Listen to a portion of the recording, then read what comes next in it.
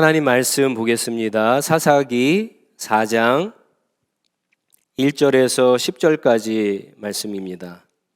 사사기 4장 1절에서 10절까지의 말씀을 제가 봉독해 드리겠습니다.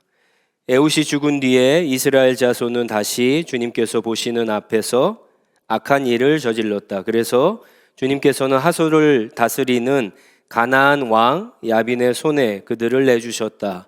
그의 군 지휘관은 이방인의 땅 하로셋에 사는 시스라였다. 야빈은 철병고 900대를 가지고 있었으며 20년 동안 이스라엘 자손을 심하게 억압하였다. 그래서 이스라엘 자손은 주님께 울부짖었다. 그때 이스라엘의 사사는 랍비도스의 아내인 예언자 드보라였다. 그가 에브라임 산간 지방인 라마와 베델 사이에 있는 드보라의 종려나무 아래에 앉아 있으면 이스라엘 자손은 그에게 나와 재판을 받곤 하였다. 하루는 드보라가 사람을 보내어 납달리의 게데스에서 아비노함의 아들 바락을 불러다가 그에게 말하였다. 주 이스라엘의 하나님이 분명히 이렇게 명하셨습니다. 너는 납달리 지파와 스불론 지파에게 10,000명을 이끌고 다볼산으로 가거라. 야빈의 군 지휘관 시스라와 그의 철병거와 그의 많은 군대를 기손 강가에 끌어들여 너의 손에 넘겨주겠다. 바락이 드보라에게 대답하였다. 그대가 나와 함께 가면 나도 가겠지만 그대가 나와 함께 가지 않으면 나도 가지 않겠소. 그러자 드보라는 내가 반드시 장군님과 함께 가겠습니다. 그러나 주님께서 시스라를 한 여자의 손에 내주실 것이니 장군께서는 이번에 가는 길에서는 영광을 얻지 못할 것입니다. 하고 일어나 바락과 함께 게데스로 갔다. 바락이 스불론과 납달리 지파를 게데스로 불러 모았다. 바락이 10,000명의 군사를 이끌고 쳐올라갔고 드보라도 그와 함께 떠났다. 아멘. 우리가 지난 시간에 사사기 본문을 시작하면서 초기의 3명의 사사에 대해서 우리가 교훈을 받았습니다. 온니엘과 또 에훗과 삼갈이죠. 오늘은 4번째 사사, 여러분 많이 들어보셨을 겁니다. 드보라에 대한 이야기인데 오늘 본문에 보면은 하나님께서는 드보라만 사용하시지 않고 바락과 야엘이라고 하는 여인을 함께 사용하셔서 이스라엘을 구원하십니다.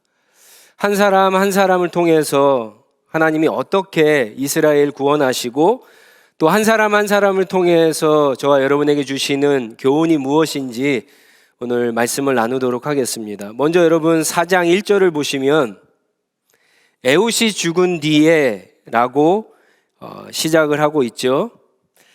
지난 시간에 분명히 3번째 마지막으로 이스라엘을 구한 사사가 삼갈이었어요. 그런데 왜 삼갈을 빼먹었을까요? 우리는 여기서 이스라엘이 반복적으로 하나님 앞에 범죄하는 이유를 한 가지 깨닫게 됩니다. 이게 뭐냐? 이스라엘은 삼갈을 잊어버린 거예요. 삼갈을 통한, 정확히 얘기하면은 하나님의 구원의 역사, 하나님의 은혜를 잊어버린 겁니다. 여러분, 우리가 신앙생활하면서 하나님의 구원의 은혜가 얼마나 큽니까? 우리가 살아가면서 하나님께서 때를 따라 주시는 은혜가 얼마나 큽니까? 오늘도 우리가 주님 앞에 예배드리면서 그 은혜를 기억하고 감사함으로 드리는데 하나님의 은혜를 까먹었다라고 하는 것은 여러분 어떤 결과를 초래할까요? 사람이 교만해지죠. 하나님이 없어도 내 힘으로 내 노력으로 오늘 여기까지 왔어, 한 주간도 살았어, 이런 교만함이 생깁니다. 교만함에서 끝나면 되는데 교만함이 조금 더 진행이 되면은 이제 하나님 앞에 범죄하게 되는 거죠. 오늘 이스라엘도 그래서 다시 하나님 앞에 악을 행했다, 범죄하였다라고 이야기를 합니다. 하나님은 진노하시죠. 그래서 다시 이스라엘 백성들을 징계하시는데 이번에 어떤 나라를 사용하느냐? 가나안이라고 하는 나라를 사용하십니다.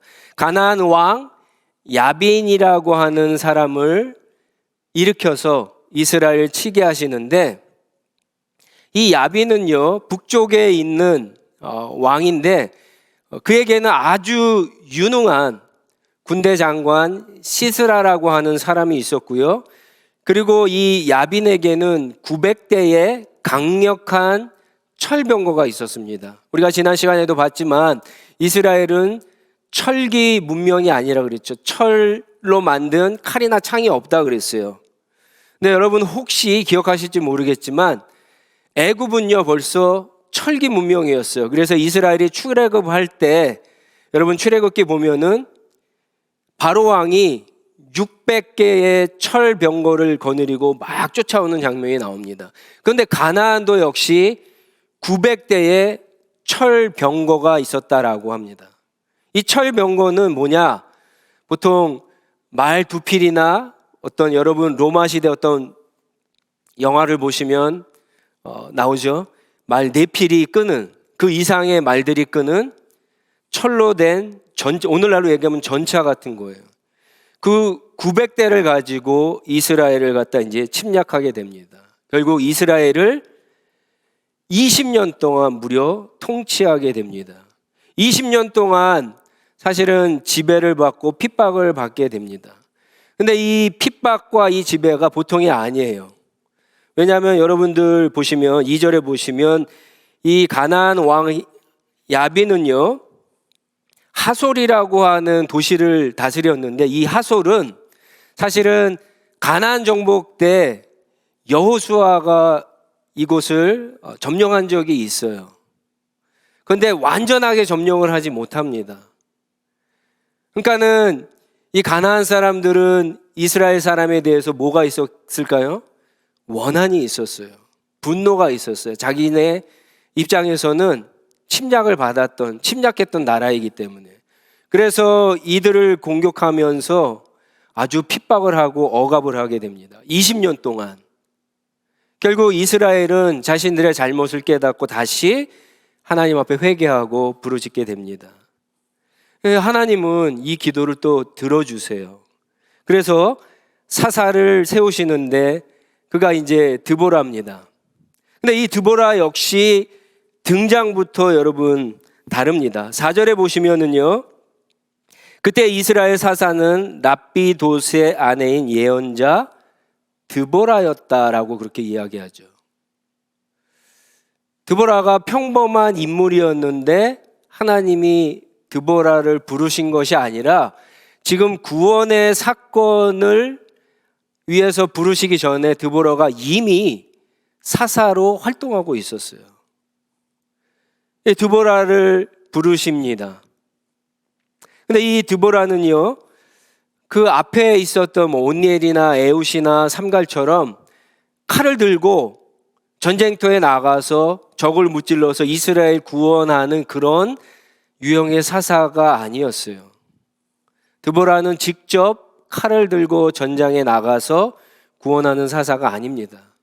드보라는 예언자였어요. 선지자였어요. 그러니까 그가 사용하는 무기가 뭐냐? 굳이 무기를 따지라고 한다면 그가 사용했던 무기는 하나님의 말씀이었어요.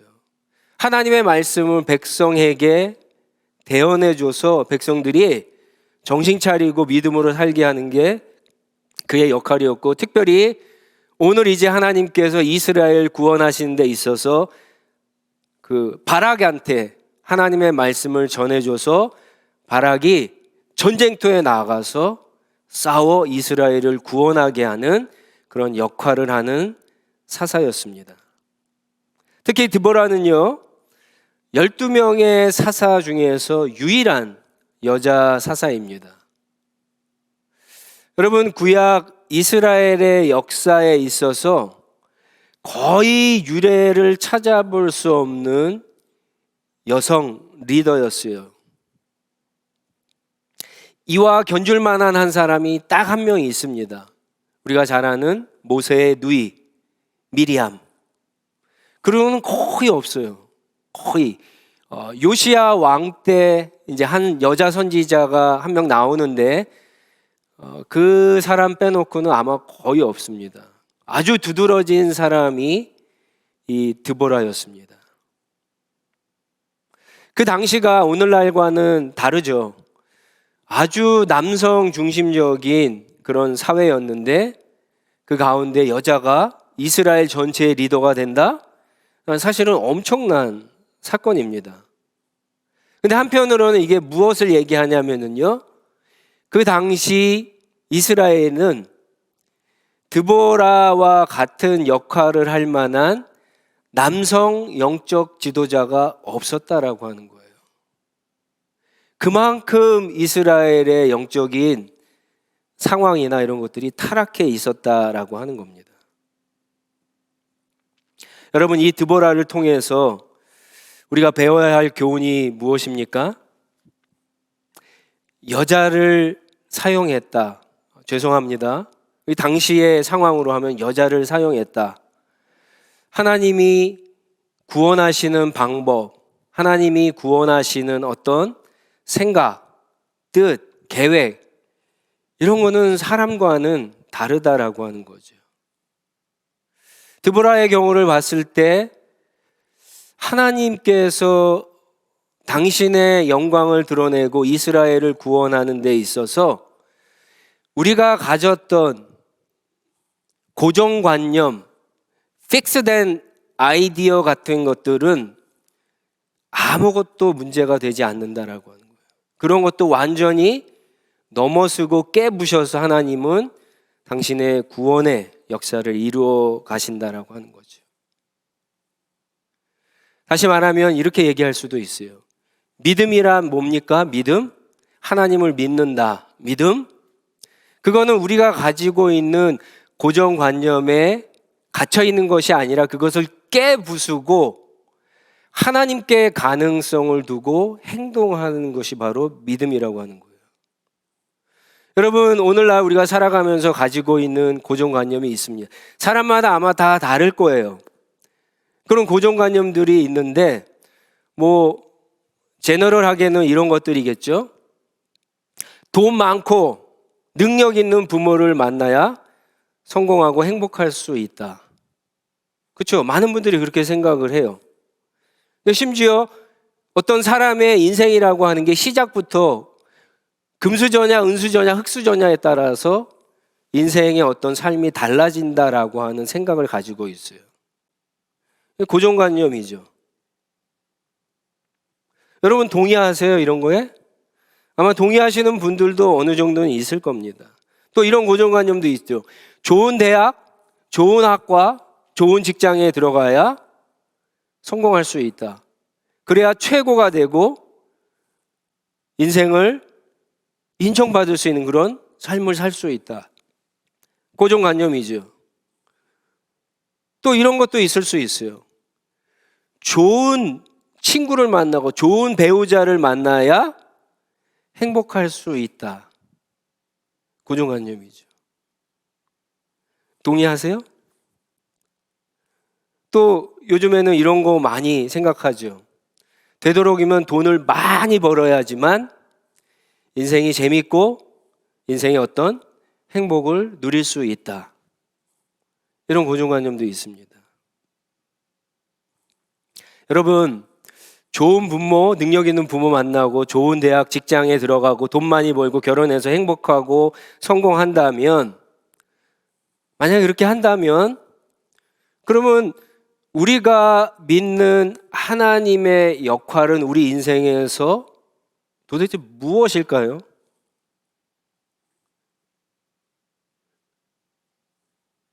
좋은 대학 가는 거 오케이. 좋은 직장 들어가는 거 하나님께서 그렇게 하신다? 그렇게 생각할 수 있겠죠. 돈 많이 버는 거 하나님이 도와주셔야 돈 많이 번다? 좋은 사람 만나서 결혼하는 거 하나님이 그렇게 하셔야 된다? 근데 여러분, 태어나는 것은 어떻게 하려고요? 태어나는 것은 어떻게 해요? 하나님 믿기 전에 벌써 그렇게 태어나는 건데.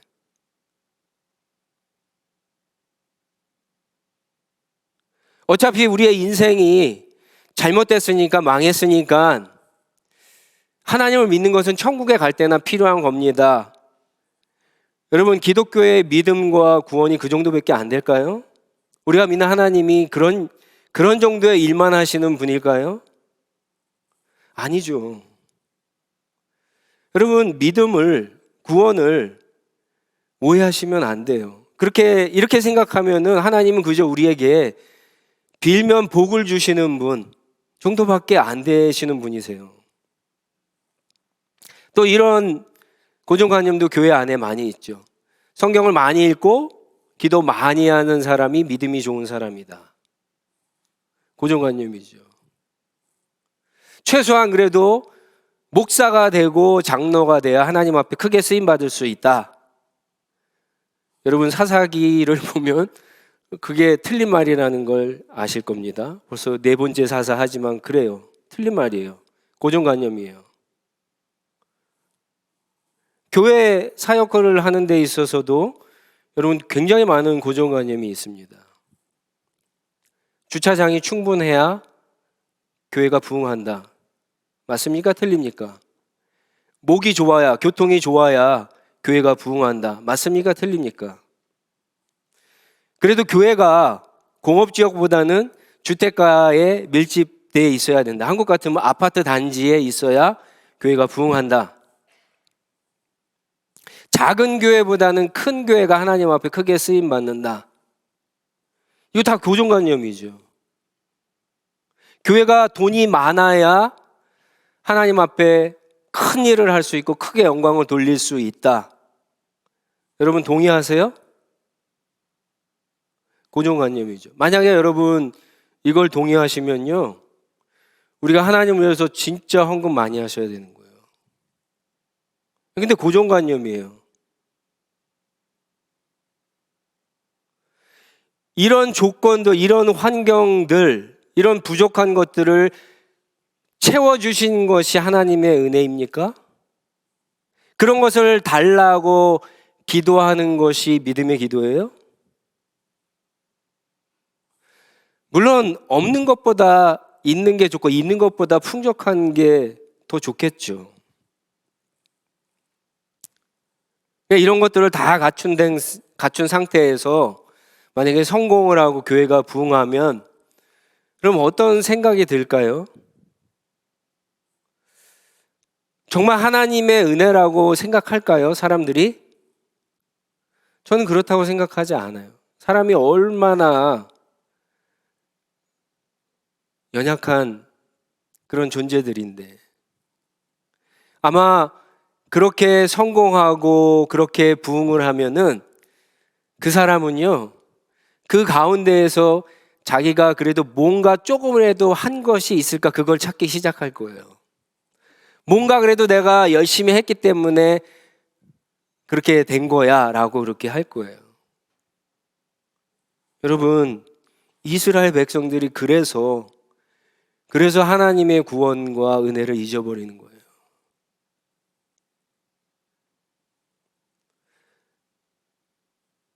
겉으로는 그렇게 얘기를 하지 않겠죠. 근데 속으로는요, 그래도 내가 다른 사람들보다 열심히 일했어. 그래도 내가 열심히 기도했어. 내가 얼마나 교회에 봉사했는데. 여러분, 이런 마음이 스물스물 올라오는 거예요. 부족한 환경, 우리가 없는 어떤 자원들을 부족하지 않게 채워주신 것이 은혜고 믿음이 아니에요. 여러분, 이 당시 상황에서 남자 지도자들이 없어서 지금 하나님이 드보라를 세워주셨잖아요. 그럼 만약에 이 논리대로 한다면요, 하나님은 드보라를 남자로 만드셔서 쓰셔야 돼요. 근데 그냥 쓰시잖아요. 여러분, 믿음이라고 하는 것은 내가 가지고 있는 자원을 바꿔서 사용하는 게 믿음이 아닙니다. 믿음이라고 하는 것은 내가 지금 부족하지만, 심지어 내가 가진 게 없지만 하나님께 가능성이 있어서 하나님의 능력을 끌어서 다 쓰는 게 믿음이에요, 사실은.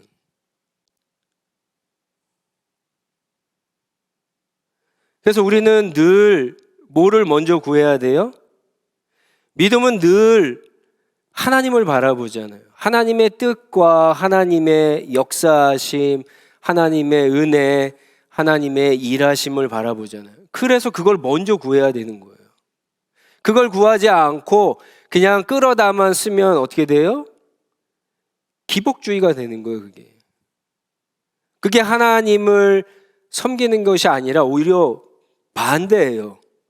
하나님이 살아계신 분인데 마치 우상과 같이 하나님을 이용하고 사용하는 잘못된 신앙이 된다는 거예요. 여러분, 이 차이가 아주 미묘한 차이입니다. 그런데 엄청난 차이를 만들어내요. 이 믿음이 그런 거예요. 여러분이 우리가 가지고 있는 고정관념이 있잖아요. 이걸 깨셔야 돼요. 이거를 깨셔야 돼요.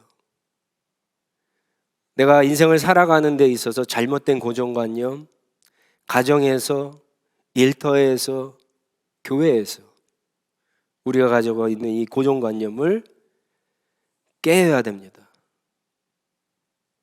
나의 부족을 여러분 바꾸기보다도 하나님의 능력과 가능성으로 그것을 메꾸셔야 돼요. 이게 믿음이 있는 사람의 모습입니다.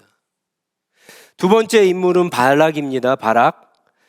드보라가 바락을 부릅니다. 그래서 하나님의 말씀을 전해줘요. 6절과 7절에 보시면 나오는데 6절 말씀이 하나님의 명령이라고 한다면 7절은요 사실은 하나님의 어떤 승리의 사인이라고 할 수가 있어요. 그렇죠? 만약에 시스라가 드보라가 얘기하는 것처럼 하나님 말씀하신 것처럼 기손강으로 오면 뭡니까? 이거는 몰랐잖아요. 그런데 예언을 했고 진짜 됐잖아요. 그럼 뭐예요? 하나님이 승리를 주시겠다라고 하는 거잖아요. 하나님이 함께 하신다라고 하는 거잖아요. 이 사인이에요. 그런데 이 바락의 반응이 어땠느냐? 이 말씀, 이 사인을 받고 그럼 제가 나가서 싸우겠습니다 라고 한 게 아니라 드보라 당신이 같이 가면 가겠다. 같이 가지 않으면 가지 않겠다라고 그렇게 합니다. 아마 이 바락이 하나님의 말씀 사인을 눈치채지 못했던 것 같아요. 이 바락의 믿음은 이스라엘의 그 당시에 수많은 남자 가운데서 뽑혀갖고 그래도 믿음이 있다라고 생각할 수 있겠지만 아무튼 이렇게 온전한 믿음, 좋은 믿음은 아닌 것 같습니다. 믿음이 좋다고 하기에는 조금 애매해요. 그렇다고 믿음이 없는 것은 아니에요. 이 얘기를 들었을 때 그냥 난 안 가겠어 하고 집으로 돌아가지도 않았어요. 당신이 가면 가겠습니다라고 했기 때문에. 그래서 드보라가 같이 가겠다고 약속하고 같이 갑니다. 저는 이 바락의 믿음이 믿음도 아닌 믿음이라고 그렇게 칭하고 싶습니다. 9절에 드보라가 이런 말을 해요. 주님께서 시스라를 한 여자의 손에 내주실 것이니 장군께서는 이번에 가는 길에는 영광을 얻지 못할 것입니다. 승리하기는 한데 영광을 얻지는 못할 것이다. 사람들의 인정을 받지 못할 것이다. 하나님의 인정을 받지 못할 것이다. 그런 얘기를 해줘요. 근데 여러분 어쨌거나 바락이 쓰임을 받았어요. 그래서 바락은 드보라와 함께 다볼산으로 갑니다. 다볼산은 한 500m, 해발 500m가 되는 높은 산인데 이제 바락이 산 위에서 이제 밑을 내려다보는 거죠. 밑에는 기손강이에요. 산 위에 있으면은 아까 철병거가 전차라고 그러니까 전차가 못 올라오잖아요. 그러니까 바락이 군대와 함께 산 위에서 밑에 있는 기손강을 봅니다. 그런데 진짜 하나님의 말씀처럼 왔잖아요. 그러면 어떻게 해야 될까요? 이게 하나님의 사인이구나. 내려가서 당장 무찔러야 되겠다. 그리고 당장 내려가야 되는데 바락이 그렇게 하지 않아요. 주저주저 됩니다. 내려가지 않아요. 바락이 두려워했어요. 바락이 산 위에서 보니까 여러분 시스라의 군대와 철병거 900대가 막 움직이는데 수천 마리의 말소리를 한번 들어보신 적이 있으세요? 탱크 900대가 막 움직인다고 생각해 보세요. 천지가 흔들리겠죠. 그러니까 엄청났던 거예요. 그럼 바락이 덜컥 겁이 났던 거예요. 하나님의 말씀대로 진행돼 가고 있는데도 바락이 주저를 해요. 근데 드보라가 그것을 알아차려요. 그래서 14절에 바락에게 얘기하죠. 가십시오. 오늘이 바로 주님께서 말씀하신 그 날입니다. 그러면서 이런 얘기를 해요. 주님께서 당신 앞에 가서 싸우러 가실 겁니다. 이 얘기를 해줘요. 바락이 정신 차려서 이제 산으로 군대와 함께 내려갑니다. 시스라의 군대와 철병거가 점점 가까워지겠죠. 여러분, 점점 가까워질수록 바락의 두려움이 커졌을까요? 없어졌을까요? 점점 멀리서 보다가 점점 가까워졌는데 두려움이 커졌을까요? 없어졌을까요?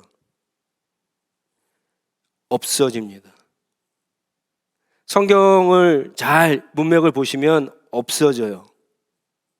왜 그러느냐? 아무런 주저함이 없이 내려가서 싸우는데 15절에 보면은요, 시스라가 병거에서 내려서 도망갔다라고 하는 말이 나와요. 여러분, 좀 이상하지 않습니까? 도망을 가는데 여러분, 혼자 뛰어가는 게 빨리 도망칠 수 있을까요? 아니면 말이 끄는 전차를 타야지 빨리 도망갈 수 있을까요? 당연히 말을 타야죠. 말을 타야지 빨리 도망갈 수 있어요. 그런데 이 시스라가 병거에서 내려서 맨발로 도망을 가요. 이상하죠. 그런데 4장의 하나님의 구원에 대한 내용을 이제 5장이 여러분 가지고 계신 성경 보시면 5장 위에 제 성경에는 드보라와 바락의 노래 그렇게 이야기했는데 하나님의 구원에 대한 드보라와 바락의 노래인데 거기에 이제 20장 20절과 21절에 보면은 그 이유를 알게 됩니다. 5장 20절과 21절에 이런 말씀이 있어요. 별들이 하늘에서 시스라와 싸웠고 그 다니는 길에서 그와 싸웠다. 기손 강물이 그들을 휩쓸어 갔고 옛 강 기손의 물결이 그들을 휩쓸어 갔다. 여러분, 뭐가 연상이 되세요? 바로의 철병거가 막 쫓아오는데 갈라졌던 홍해가 다시 그 철병거를 덮치는 게 연상되지 않습니까?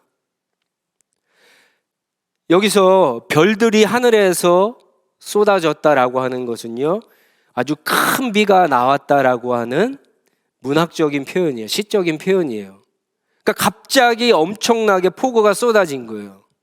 사실 이 기손강은 그 성지순례 가본 분들은 이쪽에 가시면 이 기손강이 굉장히 작다는 것을 알 거예요. 요단강도 우리가 생각하는 것처럼 그렇게 큰 강이 아니에요. 근데 갑자기 비가 내리니까 기손강이 불어나서 그 주변이 완전히 진흙탕이 돼버리는 거예요. 여러분, 진흙탕에서 철병거가 움직일 수 있습니까? 못 움직이죠. 속수무책이에요. 사실 철병거는 공격하고 적들을 쫓아가는데 유리한 무기예요. 그런데 철병거가 움직이지 않고 막 엉망이 된 상황에 갑자기 10,000명이나 되는 바락의 군대가 쳐들어온 거예요.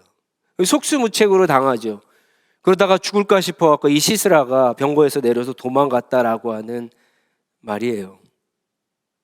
바락이 산 밑에 점점 내려가다 보니까 눈에서 보니까 그들의 소리가 무슨 소리인지 알게 된 거예요. 그들이 지금 우왕좌왕하고 있다는 사실을 눈으로 봤다라고 하는. 그러니까 두려움이 점점 갈수록 두려움이 더 든 것이 아니라 없어졌다라고 하는 거예요.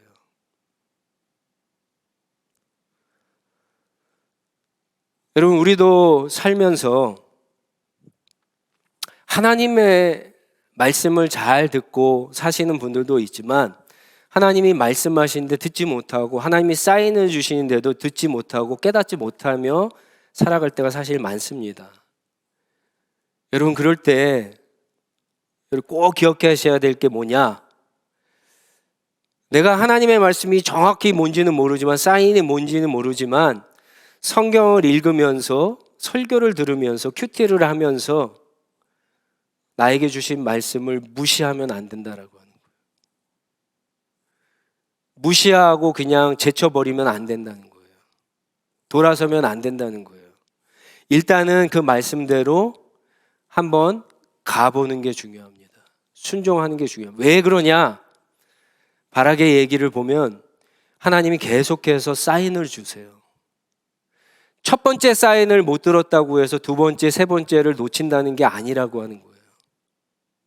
여러분, 하나님은 우리에게 계속 말씀하세요. 하나님이 말씀하지 않으신 적이 없어요. 못 듣는 거는 우리예요. 근데 일단 눈에 보이는 말씀, 들은 말씀에 순종을 하고 따라가다 보면요, 더 명확해집니다. 더 클리어해져요. 하나님의 뜻과 하나님의 인도하심이, 하나님 지금 나와 함께 하시구나, 하나님 나를 도와주시구나, 여러분, 이게 더 클리어해지는 거예요. 그래서 그대로 따라가는 것이 중요합니다. 바라게 믿음을 보세요. 진짜 믿음 같지도 않은 믿음이었는데 하나님이 그것을 사용하셨다라고 하는 것을 기억하시기 바랍니다. 누가 나보다 그래도 잘 믿는 분이 이렇게 하는 게 좋아하는 그 말을 무시하지 마세요. 때로 하나님은 사람들을 통해서 말씀하시고, 또 말씀을 읽는 사람들, 이렇게 설교를 듣는 사람들에게는 이 자리를 통해서 말씀하시니까 무시하지 마시고 한번 순종해 보세요. 그러면 하나님의 더 세밀한 사인을 깨닫고 인도하심을 받게 됩니다. 여러분, 믿음이라고 하는 것이 우리의 환경을 바꾸는 게 아니에요. 많은 분들이 조금 착각을 하시는 것 같아요. 열심히 믿기만 하면 아까 우리가 부족한 것을 하나님이 채워주신 것처럼 우리의 환경이 바뀐다라고 하는데, 그런 경우는 사실 많지 않아요.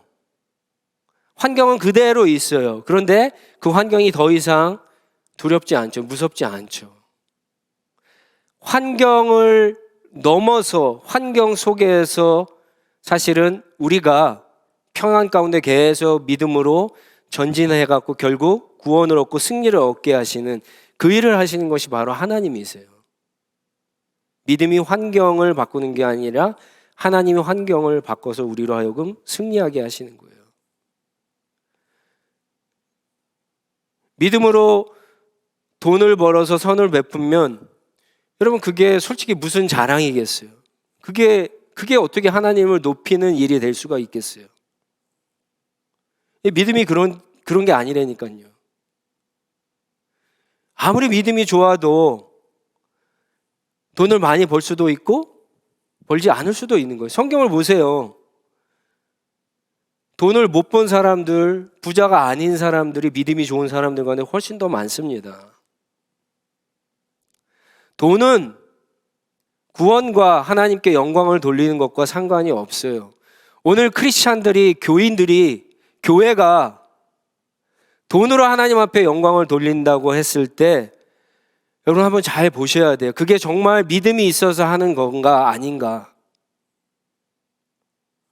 근데 여러분, 하나님의 구원과 하나님의 영광이 드러나는 데는 반드시 하나님이 믿음을 사용하십니다. 믿음 같지도 않은 믿음이라고 할지라도 그 믿음을 하나님이 사용하신다는 거예요. 돈이 없으면 인생을 사는 것이 힘들다고 하소연하시는 분들이 많죠. 크리스찬도 그럴 수 있어요. 근데 크리스찬은 세상 사람들과 똑같이 그렇게 하소연하시면 안 돼요. 한 걸음 더 나아가서 이렇게 고백하셔야 돼요.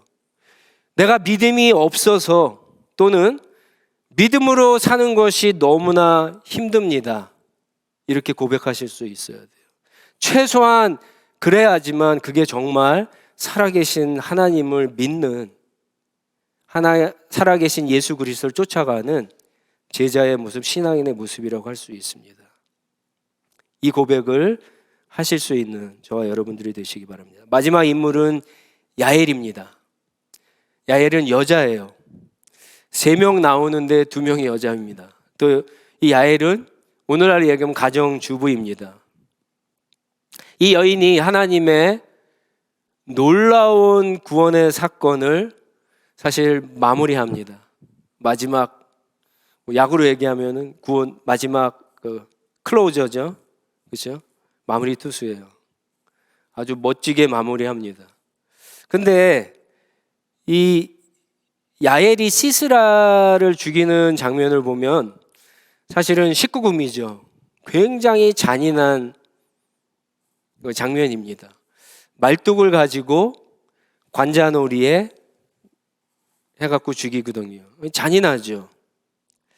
근데 여러분 5장 24절에 보면은 성경은 그런 야엘의 행동이 잔인하다고 이야기하지 않고 오히려 더 복을 받을 것이다, 긍정적으로 이 야엘을 칭찬합니다. 왜 성경이 이 여인의 행동을 칭찬할까요? 우리가 이 여인의 이런 행동을 통해서 깨달아야 될 거, 우리가 붙잡아야 될 교훈이, 진리가 뭘까요? 여러분, 이 여인의 모습을 보면 떠오르는 인물이 한 명이 있어야 돼요. 그게 누구냐? 기생 라합입니다. 이스라엘이 여리고를 점령할 때 정탐군을 보냈는데 그 정탐군이 걸려서 죽을 뻔했는데 누가 숨겨주죠? 라합이, 기생 라합이 숨겨줍니다. 그래서 나중에 기셉 라합이, 그렇죠? 그 이스라엘을 대표하는 정탐군들과 약속을 해요. 그래서 그 가정이 나중에 다 구원을 받게 되는데, 여러분, 이 야엘의 모습이 마치 라합과 같아요. 그러니까 이 야엘의 모습을 통해서 하나님이 우리에게 주시는 교훈, 이스라엘에게 주시는 교훈이 이런 거예요. 가나안 사람과 맺은 동맹을 깨고 하나님 나라에 붙으라고 하는 거예요. 대가가 잔인하지만 사람들이 보기에 윤리적이지 않고 도덕적이지 않는다 할지라도, 여러분, 만약에 우리가 있는 자리가 영원히 심판받을 수 있는 죄의 자리라고 하면 여러분 어떻게 하시겠어요? 멋지게 세련되게 죄를 툭툭 털어버리는 것이 가능합니까? 죄는 그런 게 아니에요. 죄는 어떻게든지 우리를 올가매서 영원한 심판과 영원한 죽음으로 끌고 가는 게 죄예요. 성경은 피 흘리기까지 죄와 싸우라 그랬어요. 야엘의 모습이 우리에게 그걸 보여주고 있는 거예요. 여러분, 이 야엘의 남편은요, 이 가나안 왕과 동맹 관계였거든요. 가나안과 동맹 관계였어요. 근데 이 사람은 또 본문 말씀에 보면은 모세의 장인과 또 연관된 민족이었거든요. 어떻게 보면 양다리였어요. 한쪽을 택해야만 됐어요. 이게 박쥐처럼 생활할 수는 없잖아요. 근데 야엘이 과감하게 가나안과의 동맹을 끊어버리고 이스라엘, 하나님 나라와 동맹을 맺은 거예요. 우리에게 하나님이 이 결단을 요구하시는 거예요. 여러분, 이스라엘이 왜 이런 억압과 핍박과 고난을 당하고 있습니까? 가나안 왕 야빈의 복수 때문이에요? 시스라 때문입니까? 아니면 900대의 탱크 때문에 그럽니까? 이스라엘에 철무기가 없어서 남성들이 다 타락해서 군대가 훈련받지 못해서 철병기가 없어서 지금 이런 고난을 당하는 겁니까? 아니에요. 믿음의 문제였어요. 믿음. 하나님의 말씀을 순종하지 않고 버렸기 때문에. 제가 사사기 강해를 하면서 잡은 포인트가 그래서 왕을 버린 시대예요. 왕을 버린 시대. 오늘 우리가 살고 있는 이 시대가 하나님을 버린 시대잖아요. 하나님의 말씀을 버리고 하나님께 예배드리는 자리를 버리고 가나안 민족과 살면서 그들과 동화되면서 그들의 방법과 그들의 정신과 그들의 고정관념대로 그들의 신을 결국 섬기기 때문에 여러분 하나님을 떠났기 때문에 벌어지는 일들이에요. 오늘 우리들의 모습도 똑같죠. 성공을 못해서 고난을 받을까요? 우리가 출세를 못해서 그럴까요? 좋은 사람을 못 만나서 그래요? 좋은 스승을 못 만나고 정말 좋은 친구를 못 만나고 우리가 좋은 직장이 없고 잡이 없어갖고 비즈니스가 안 돼서 우리의 삶 가운데 이렇게 고난이 있다라고 문제가 있다라고 어려움이 있고 고통이 있다라고 생각합니까? 성경이 얘기하는 더 근본적인 문제는 나한테 있다라고 하는 거예요. 하나님을 향한, 살아계신 하나님을 향한 내 믿음이 문제라고 하는 거예요. 내가 가지고 있는 고정관념을 깨지 못하고 내가 가나안과 맺었던 그런 방식대로 계속해서 끌려다니면 여러분 이렇게 된다라고 하는 거예요. 내 믿음, 내가 문제입니다. 오늘 말씀을 보세요. 하나님이 대단한 믿음을 가진 사람들만 사용하신 것이 아니에요. 바락과 같은 정말 믿음 같지도 않은 믿음을 가진 사람들도 하나님이 쓰십니다. 또다시 하나님 앞에 범죄하지만 다시 회개하고 기도할 때 하나님은 그 기도도 들어주셔서 이런 놀라운 구원의 역사를 베풀어 주시는 거예요. 여러분 이런 믿음을 가지고 이런 믿음이라도 여러분 가지고 하나님 앞에 나아가실 수 있기 바랍니다. 내가 가진 것 없잖아요, 솔직히. 지난 시간에 말씀드린 것처럼 우리의 약점 더 많잖아요, 장점보다. 고정관념 많잖아요. 우리가 세상과 연결된 그런 정신들, 사고방식, 안주하는 것들 굉장히 많잖아요. 근데 우리는 뭐를 근거로 해서 살아가야 됩니까? 우리의 아버지가 되시는 하나님, 그분께 가능성이 있기 때문에 그분의 능력 때문에 그거 신뢰하고 살아가는 게 크리스찬의 삶이고 그게 바로 믿음으로 이 세상을 살아가는 겁니다. 저와 사랑하는 우리 모든 성도 여러분들이 그 믿음으로 하나님과 끝까지 동행하면서 쓰임받고 또 주님을 신뢰하면서 그렇게 승리하는 삶이 되시기를 간절히 축원드립니다. 같이 기도하겠습니다. 오늘 주신 말씀을 통해서 먼저 내가 가지고 있는 고정관념이 무언가 한번 쭉 생각해 보시기 바랍니다. 그것이 어떤 것이든 그것이 얼마나 많든 그것은 하나님보다 강하진 않아요. 여러분에게 익숙한 것들이 있죠. 가나안과의 동맹을 깨버려야 되는 것들이 있어요. 어떤 사람은 그것이 세상에서 아직까지 끊지 못했던 어떤 깊은 죄일 수도 있어요. 어떤 사람은 그것이 세상적인 방식으로 살아가는 어떤 것일 수도 있고 사람마다 다 다릅니다. 그것이 무엇이든 여러분 끊어버려야 된다는 거예요. 가난과 끊고 하나님 나라에 속했으니까 이제 하나님 나라에 다시 붙어야지, 참여해야 되지 여러분 살 수가 있는 겁니다. 그런 모든 것들을 부수고 믿음으로 살아가게 해달라고. 나는 부족하고 소망도 없고 불가능하지만 하나님의 능력과 가능성을 바라보는, 하나님을 신뢰하는 그 믿음으로 살아가게 해달라고 한번 같이 기도하도록 하겠습니다. 기도하겠습니다.